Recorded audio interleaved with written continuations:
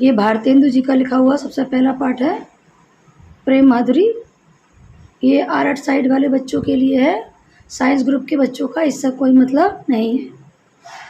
ये वीडियो मैं उन बच्चों के लिए बना रही हूँ जो आर्ट साइड वाले बच्चे हैं और जो पढ़ाई में लिखने में कम और केवल पढ़ने में वीडियो ज़्यादा पसंद करते हैं।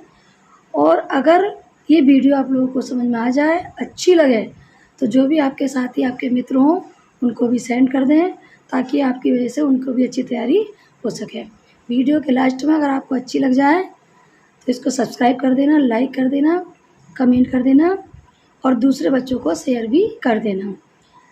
तो देखिए, सबसे पहली लाइन में जब हम स्टार्ट करते हैं उससे पहले मैं आपको ये बता दूं कि इसमें किसके बारे में बताया गया है।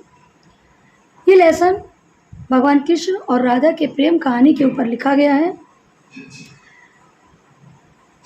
भगवान कृष्ण और राधिका एक दूसरे से बहुत ज़्यादा प्रेम करते थे, एक पल को भी एक दूसरे से अलग नहीं होते थे। परंतु कंस के बुलाने पर जब भगवान कृष्ण गोकुल छोड़ के मथुरा चले जाते हैं तो राधा जी खोई खोई रहती हैं, उनका बिल्कुल भी मन नहीं लगता है। तब उनकी सखियाँ उनकी मजाक बनाती हैं और कहती हैं कि हे राधा, तुझे हो क्या गया है?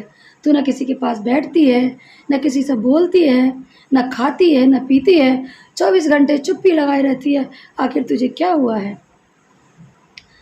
तो प्रस्तुत पंक्तियों में अगर आपके संदर्भ पूछा जाएगा तो संदर्भ आपका यही बनेगा कि इसके जो लेखक हैं वो भारतेंदु जी हैं और जो चैप्टर है आपका प्रेम माधुरी है।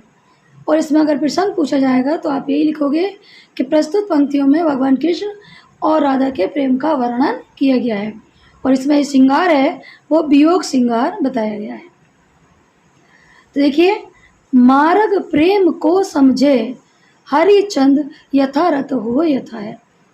जब सखियाँ उनकी बार बार उनसे पूछना चाहती हैं कि ये सखी तुझे हो क्या गया है, तो राधिका जी अपने प्रेम का वर्णन करते हुए उनसे कहते हैं कि हे सखी, प्रेम को और प्रेम के मार्ग को समझने वाला इस संसार में कोई नहीं है। कोई भी इंसान प्रेम के मार्ग को तभी समझ सकता है जो स्वयं किसी से प्रेम करता होगा, अर्थात जो किसी से प्रेम नहीं करता वो प्रेम की पीड़ा को नहीं समझ सकता। और क्या कहती हैं, लाभ कछु न पुकारन में बदनाम होने की सारी कथा है। और कहती है कि अगर मैं तुमसे कुछ बता भी दूं कि आखिर मैं क्यों दुखी हूँ, क्यों उदास हूँ, तो उससे क्या फ़ायदा है, क्योंकि सिवाय बदनामी के मुझे कुछ भी मिलने वाला नहीं है। जानती हैं जी मेरी भली विधि और उपाय सभी व्यर्थ है। राधा जी कहती हैं कि ब्रज के सारे लोग पागल हो गए हैं। उन्हें पता है कि मैं क्यों उदास हूँ, मेरे अंदर का दुख क्या है, लेकिन फिर भी बार बार पूछ पूछ कर मुझे परेशान कर रहे हैं और जानबूझकर मेरे मन की थाह लेने की कोशिश कर रहे हैं। बावरे हैं ब्रज के सारे, नाहक पूछत कौन बेता है। सारे के सारे ब्रज के लोग पागल हो गए हैं जो बार बार मुझसे एक ही बात पूछना चाहते हैं। अब आपका नेक्स्ट दोहा है, ये वाला आपका कटा हुआ है और तीसरा है ये, आज लो जो न मिले हो कहा हम सो तुमरे सब भांति कहावे। इस पंक्तियों में राधा जी उद्धव जी से कहती हैं, क्योंकि कृष्ण को पता था कि राधा का मन मेरे बिना नहीं लगेगा, तो इसीलिए वो अपने मित्र उद्धव को राधा को समझाने के लिए भेजते हैं और ये पूछने के लिए भेजते हैं कि आखिर राधा के हाल चाल क्या है। और वो ये भी कहना चाहते हैं कि जाओ हे उद्धव, मेरी गोपियों से कह देना कि वो मेरे प्यार को अपने हृदय से निकाल दें और अपने मन में स्वयं ब्रह्मा जी को बसा लें। इस बात को विचार करके ही उद्धव जी गांव आते हैं और गोकुल में आके जितनी भी सखियां थीं उन सखियों से इसी बात को बताना चाहते हैं, लेकिन राधा जी का हाल बहुत ही ज़्यादा बुरा होता है। और राधा जी क्या कहती हैं उद्धव के सामने, आज लो जो ना मिले हों कहा हमसे सब भांति कहावे। कहती हैं कि हे उद्धव, हम क्या बताएं, हमारे कन्हैया आज तक हमें नहीं मिले, तो पता नहीं इसमें हमारी ही कोई गलती होगी। हो सकता है हमारे भाग में उनका मिलना लिखा भी ना हो। चलो खैर, जो भी हुआ उसे छोड़ो, मैं उसमें कुछ नहीं कहना चाहती। और क्या कहती हैं, मेरो उलानो है कचुनाएं, सवे फल आपने भाग को खावे। के उद्धव, मैं जानती हूँ कि मैं उनको उलाना नहीं दे रही हूँ कि वो मुझसे क्यों नहीं मिलने आए, ये मुझसे क्यों नहीं मिले, क्योंकि मुझे पता है कि हर इंसान अपने ही भाग का खाता है। और जो इंसान जिस चीज़ के भाग में न लिखा हो वो उसके भाग में नहीं होता है, तो उसे ज़िंदगी भर कितनी भी कोशिश कर ले मिल नहीं पाता है, क्योंकि हो सकता है कृष्ण का मिलना शायद मेरे भाग में ही ना लिखा हो।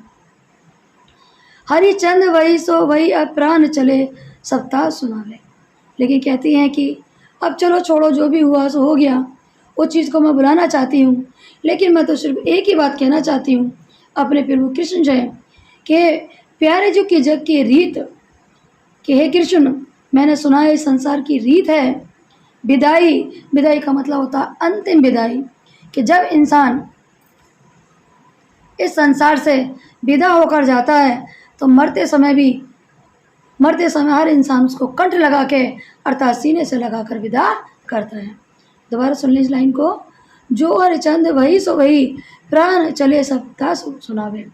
राधिका जी कहना चाहिए जो भी हो गया उसे बुला दो, लेकिन मैं चाहती हूँ कि हम मेरे शरीर से ये प्राण जाने वाले हैं, क्योंकि मुझे उम्मीद है कि मैं कृष्ण के बगैर जी नहीं पाऊँगी। अर्थात मेरे प्राण मेरे शरीर को छोड़ के जाने वाले हैं। और मैंने सुना है कि संसार की विधि है, ये रीति है कि चाहे ज़िंदगी में कोई मिले या ना मिले, लेकिन मरते वक्त हर इंसान उसे गले से लगा लेता है। नेक्स्ट पैरा है। अब जब उद्धव जी बार बार उन्हें एक बात समझाते हैं कि राधिके सुनो, अब अपने मन से कृष्ण का प्यार निकाल दो, तो कृष्ण तुम्हारे हृदय में छुपे हुए हैं उनको निकाल दो और अपने मन में स्वयं भगवान ब्रह्मा जी को बसा लो। हे राधा, तुम तो जग की स्वामिनी हो और हर चीज़ को मानने वाली हो, समझने वाली हो, तो तुम इतनी बात मान लो कि वो जिसका नाम कन्हैया है, कृष्ण है, वो हर किसी के मन में विराजमान होने वाला है। अगर उनको देखना चाहती हो तो ये सामने की जो आंखें हैं इनको बंद कर लो और अपने हृदय के पटों को खोल लो, तो मैं तुम्हारे कृष्ण के हृदय में ही दर्शन हो जाएंगे। और या फिर उनको अपने हृदय से निकाल के स्वयं ब्रह्मा जी को अपने हृदय में बसा लो। इस बात को सुनकर राधिका जी भगवान ब्रह्मा जी के बारे में पूछना चाहती हैं और उद्धव से कहना चाहती हैं और कहती हैं कि हे उद्धव सुनो, व्यापक ब्रह्मा सवे थल पूरन हमहु पहचानती हैं। कि उद्धव, सारे संसार के रचने वाले, थल मतलब धरती पे सारे कार्यों को पूर्ण करने वाले कौन है? ब्रह्मा जी हैं, हमहु पहचानती हैं। इतनी बात तो मुझे भी पता है। मैं पे बिना नदहाल विहाल सदा हरिचंद नगन ज्ञानानी ठानती है। लेकिन हे उद्धव, पहले हमारी बात तो सुन लो। हम करें तो करें क्या? हमारी आंखों में तो सिर्फ नंद लाला बसे हुए हैं और हमारी जो नैना है हमारी जो आंखें हैं बेहाल हैं, केवल उन्हीं के दर्शन करने के लिए बेहाल हैं और हम कुछ नहीं जानते हैं। तो हे उद्धव, हमारे नैनों में तो सिर्फ नंदलाल बसे हैं, तो हम तो केवल उन्हीं को जानते हैं, उनके अलावा हमें कुछ भी जानने के लिए इच्छुक नहीं हैं। और क्या कहती हैं? तुम उद्धव कहियो माधव सो, उनसो हम कछु नहीं जानती हैं। हे उद्धव, तुम जाकर के हमारे माधव से कह देना, उनको यही बात बता देना कि राधा उनकी याद में पल पल मर रही है और हम उनके अलावा कुछ भी जानने वाली नहीं है। और क्या कहना है उनसे? प्रिय प्यारे त्यारे बिना अखियाँ दुखियाँ नहीं मानती हैं। कि हे कृष्ण, हमारी अखियाँ तो दुख गई हैं, उनके बगैर हमारी आंखों को चैन आने वाला नहीं है। अर्थात जब तक कृष्ण के दर्शन नहीं होंगे तब तक हमारी आंखों को चैन नहीं मिलेगा।